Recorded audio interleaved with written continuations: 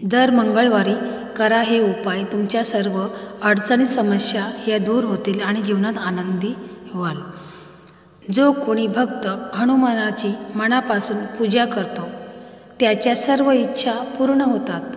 तुमच्या आयुष्यासारखे अडथळे येत असतील किंवा शारीरिकदृष्ट्या तुम्ही कमी असाल असं तुम्हाला जर का वाटत असेल तर मंगळवारी हनुमंताची पूजा करायला विसरू नका।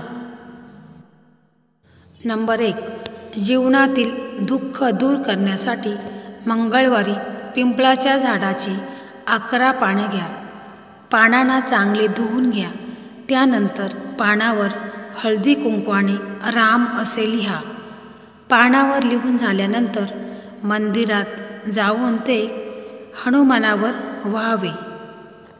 नंबर 2, दर मंगळवारी मंदिरात जाऊन हनुमंताला बनारसी पान व्हावे।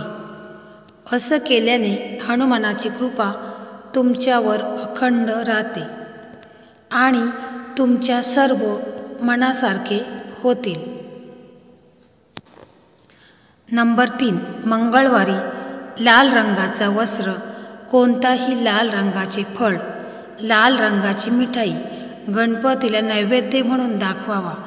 असं केल्याने तुमची सर्व इच्छा पूर्ण होतात। नंबर 4, हनुमंताला जर का तुम्हाला खुश करायचं असल्यास मंगळवारी तांबे, सोने, केशर, कस्तुरी, गहू, लाल गुलाब आणि शेंदूर दान करावे। या वस्तू दान केल्यास शरीरातले सर्व आजार दूर होतात आणि मानसिक त्रासापासून मुक्तताही मिळत असते।